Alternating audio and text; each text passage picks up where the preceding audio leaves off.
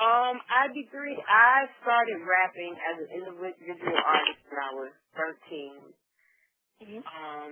And my first time, that was actually my first time recording in the studio. I wrote my first song when I was 11, though. So I've been recording with Music World since I was 16, since, I guess that would have been, I'm messing this up, 2002.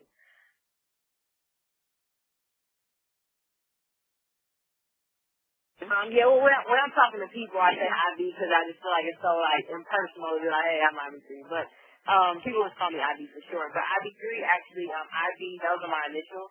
And my government name is Ingrid Burley, and I grew up in the 3rd Ward of Houston. So, the 3 stands for 3rd Ward.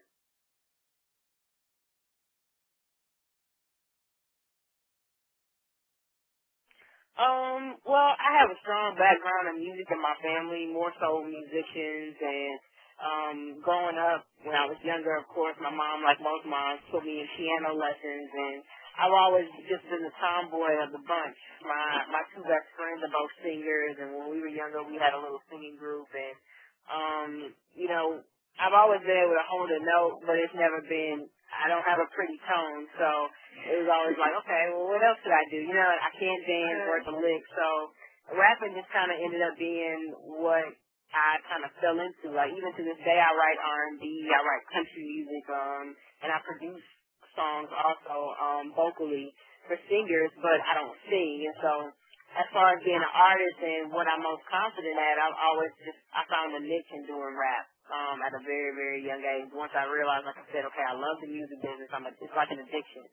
But, once I realized, okay, I won't go too far as a singer because I can't dance, especially, and I can't really sing it great. So, let me focus on this. And so, like I said, I started writing when I was like 11, and then really at a young age, probably about 14, my mind was 100% made up that this is what I wanted to do. A lot of it had to do with being able to watch the success of Destiny's Child. I grew up around them. I've known them my whole entire lives, and so watching them work, it kind of just, there's some careers, to be a doctor, that, hey, I can go to school, and then I'll become a doctor. All I have to do is go to medical school. With the music business, it's a little bit different because you don't get to watch those steps. It's kind of like you got to grind, and some people get in, some people never get in, you know what I'm saying? And so it was really a blessing for me to be around Beyonce and Kelly on a personal level, and be able to watch them work every day at a very, very young age. I was probably 8 or 9. And so to see them come up, most kids at 14 would think being a rapper was dreaming big, but at that point they were successful. So I was like, okay, I know what can happen now.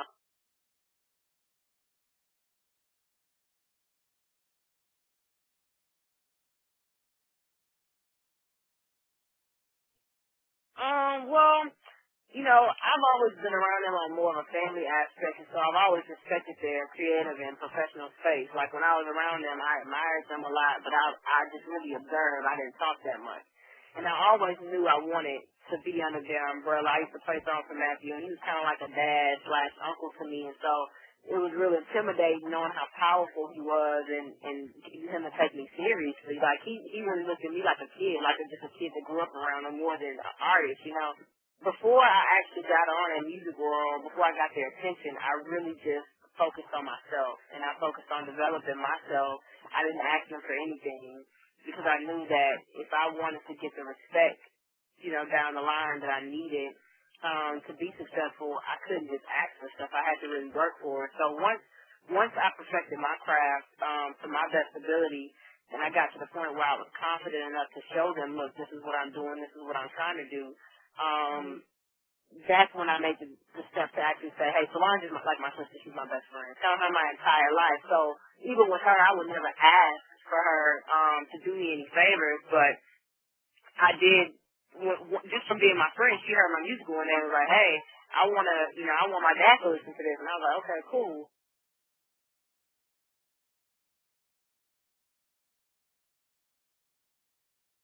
Well, it's crazy you asked me that because, like I said, I came over here. I got my first meeting here in '02, but Matthew did not sign me until 2006.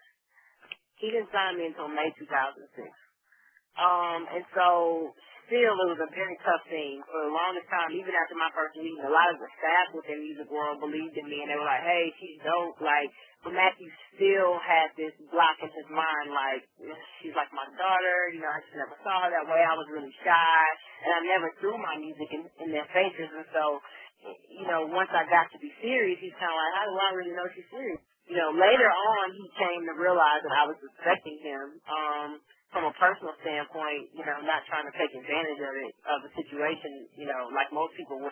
So it's been different, but, you know, I went off to college. I graduated in '05, and I went off to college, and, you know, when I went, you know, my mind frame was, okay, I don't want to go to school. I knew that. So I was like, if I'm going to go somewhere, if I'm going to do something, let me go somewhere with my music. I was still thinking about my music first. I took New York in general as my school. Like the city, I learned so much about hip-hop, about the music business, culture.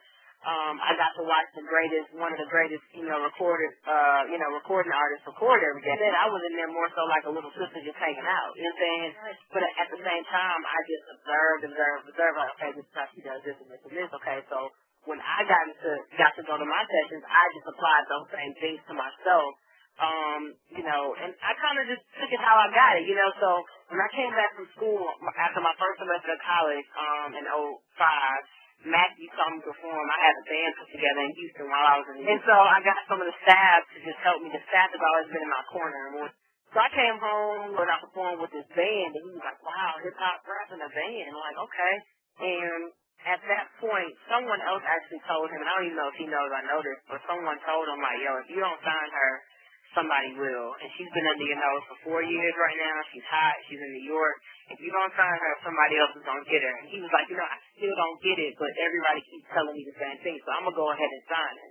It's like been tough love, you know what I'm saying? But I can say that I wouldn't trade it or change it because the lesson that I've gotten from that and the appreciation that I've drawn for the music business in general and the way that I've had to work, it hasn't been like everyone else. You know, there are a lot of people, artists who actually signed, who we saw perform one time and he got it because he saw that vision. But because he had a different vision for me, I kind of had to tear down walls and then rebuild. And so now I'm in an okay place. I'm still not where I could be. I write R&B, so the songs that I've written, I don't know if y'all have heard of Lady Luck, but they're my top friends, but their single that's releasing on iTunes on May 15th, and they have a song on their page called Get Your Money Up that I'm featured on that I also wrote.